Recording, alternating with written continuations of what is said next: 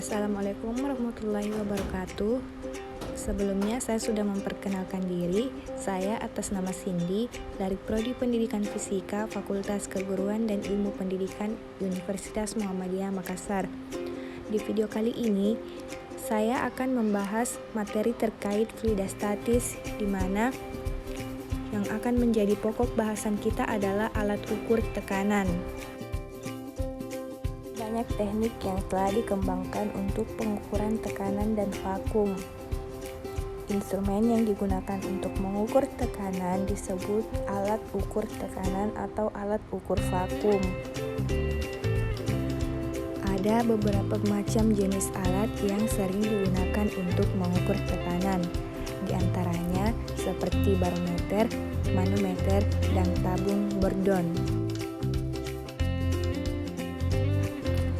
Selanjutnya, kita akan membahas lebih lanjut mengenai macam-macam alat ukur tekanan ini.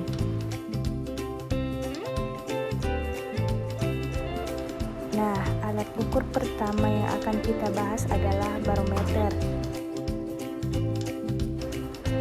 Salah satu jenis barometer yang dapat digunakan untuk mengukur tekanan fluida adalah barometer air raksa. Barometer air raksa adalah alat yang berfungsi untuk mengukur tekanan udara atmosfer. Tekanan udara biasanya diukur dalam satuan inci air raksa merkuri oleh sebuah barometer air raksa. Perhatikan gambar yang terdapat pada layar. Barometer ini mengukur ketinggian dari kolom air raksa yang ada di dalam sebuah tabung kaca. Pada suhu dan tekanan normal, tinggi air raksa berkisar pada 76 cm. Salah satu ujung dari tabung air raksa itu dibiarkan terbuka untuk mendapatkan tekanan dari atmosfer yang mendorong air raksa di dalam tabung. Jika tekanan di luar bertambah, maka akan menekan air raksa yang ada di dalam tabung untuk bergerak ke atas. Begitupun sebaliknya, jika tekanan berkurang, maka permukaan air raksa dalam tabung akan turun. Sehingga HA sama dengan HV ditambah HR, di mana HV sama dengan tekanan uap yang dinyatakan dalam milimeter air raksa.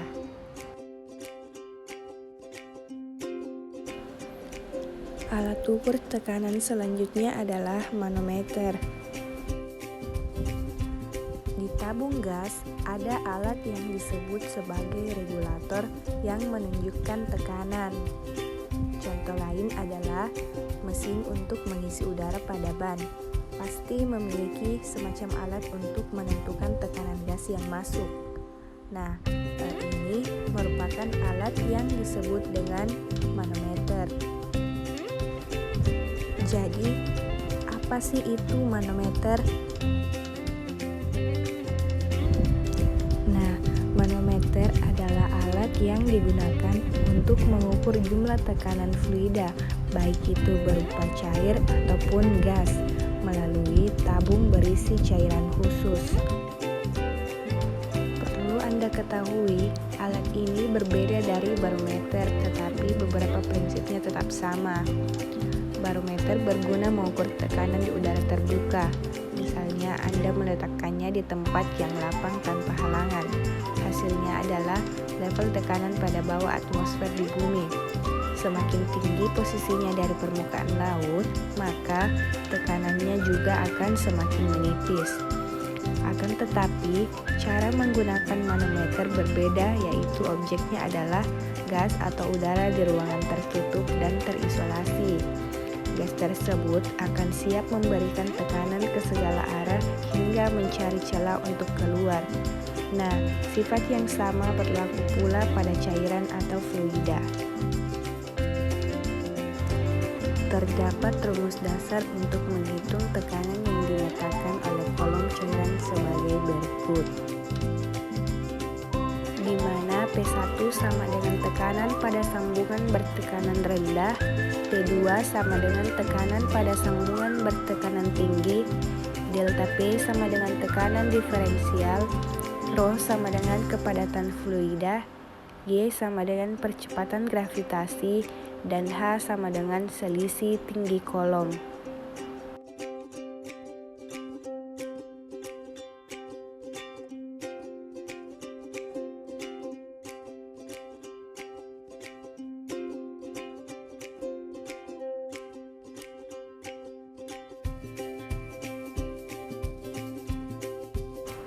Perhatikan gambar-gambar berikut ini.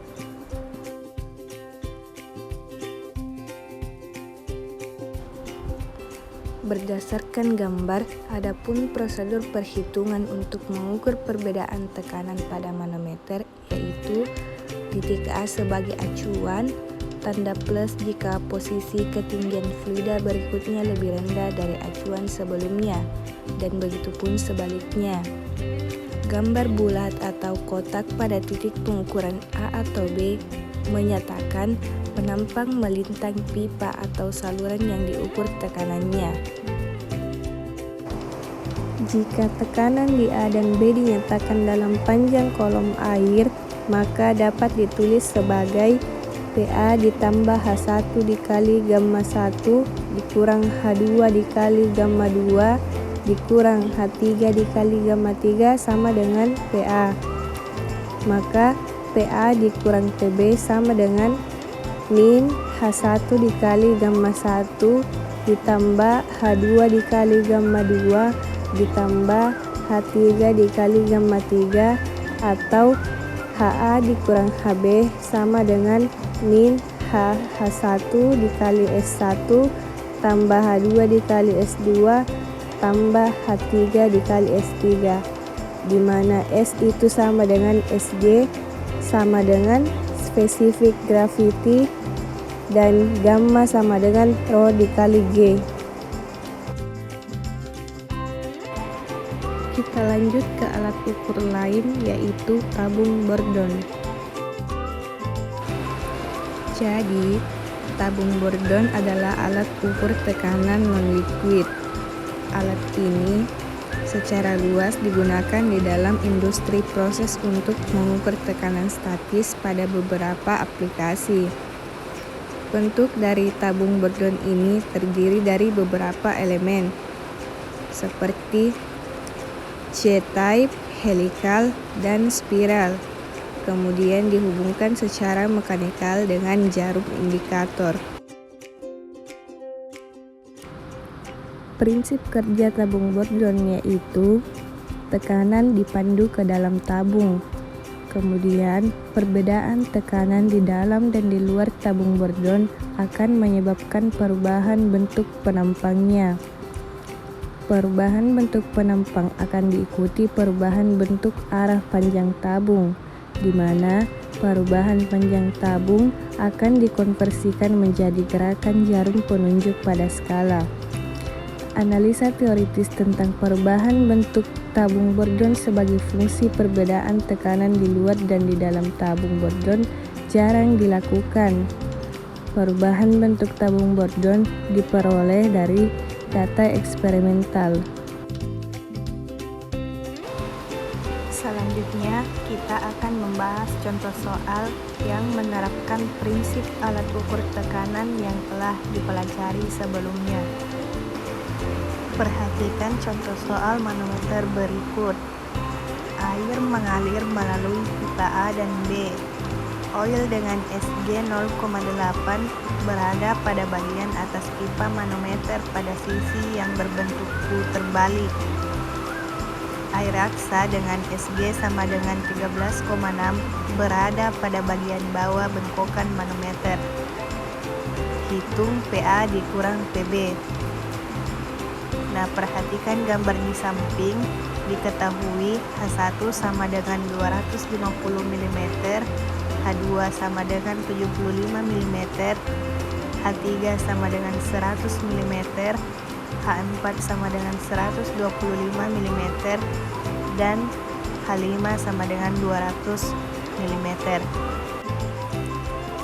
Dengan menggunakan prosedur di atas, maka diperoleh rumus PA ditambah rho H2O dikali G dikali H1 dikurang rho Hg dikali G dikali H2 ditambah roh oil dikali G dikali H3 dikurang roh Hg dikali G dikali H4 dikurang roh H2O dikali G dikali H5 sama dengan Pb.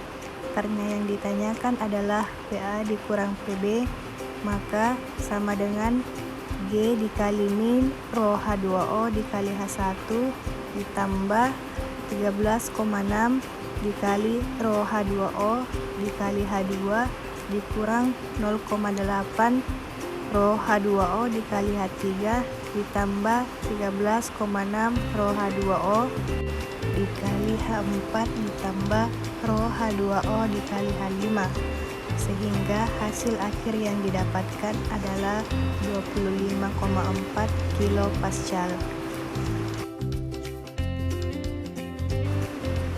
Berikut ini ada soal latihan, silahkan Anda kerjakan sesuai dengan prosedur dan contoh soal yang telah diberikan sebelumnya.